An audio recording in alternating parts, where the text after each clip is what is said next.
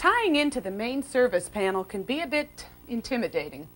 We recommend that you have a licensed electrician handle this part of the project. While you're at it, have the electrician look over the rest of your project too. The electrician will begin by connecting the incoming leads. Two hot supply leads run to the main circuit breakers, which are attached to two connection bars called buses. Breakers for the branch circuits draw current from these. All of the neutrals and grounds connect to a neutral bus bar. To wire the panel, we run the supply and branch cables inside the panel and strip them. The branch circuit breakers snap in, making contact with one of the two hot bus bars.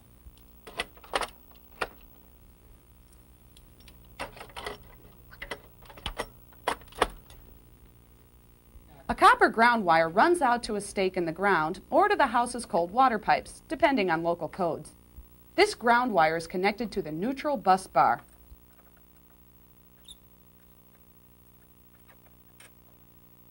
And since this is a service entrance panel, the metal case of the panel is connected to the neutral bar with a short strap. The incoming neutral conductor also connects to the neutral bus, usually with a special lug.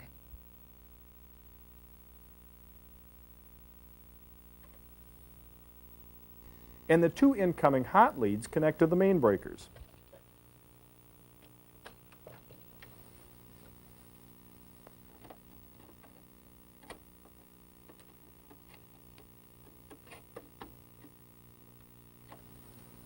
All of the neutrals and grounds from the branch circuits connect to the neutral bus bar. The individual hot leads are connected to the individual breakers.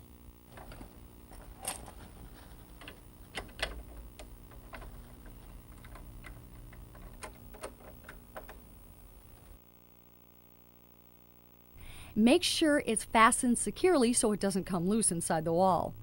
Then from above, start rewinding the fish tape to pull the cable up. Take your time so it doesn't get hung up along the way. Once the cable's cleared the hole in the wall, you can detach it from the fish tape and run it through the back of your remodeler's box.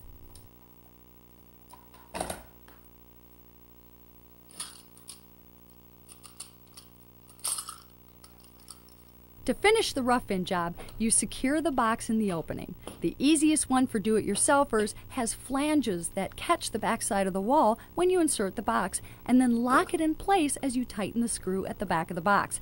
That's one way to retrofit electrical boxes. Let's go back to the demonstration project to talk some more about working with new cable. Now we want to cut the wires to their final length. Code requires that each wire extends 6 inches from the front of the box. This is called 6 inches of free conductor. I hold the cable next to the box and cut it to the right length. You'll find that these lineman's pliers are a useful tool in wiring. Next, I strip off the outer plastic sheathing. This little tool has a tiny tooth on the inside. I slide it up over the cable, squeeze it gently, and pull it down past the end of the cable. This splits open the sheathing. Now I peel it back and cut it off.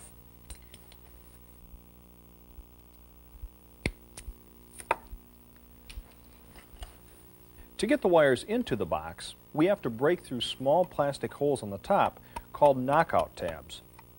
You punch through the tab with a screwdriver or handle of the pliers. Now I push the wires into the box. This box also has a metal cable clamp that will hold the wires in place. I fish the conductors past these.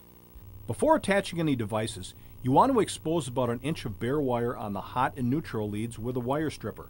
It has notches corresponding to the various wire sizes, so you set the wire in the right notch, squeeze down to cut the insulation, and hold tight while pulling the insulation off the end. That's a basic technique, but in new construction, you generally leave that step till the final trim out stage.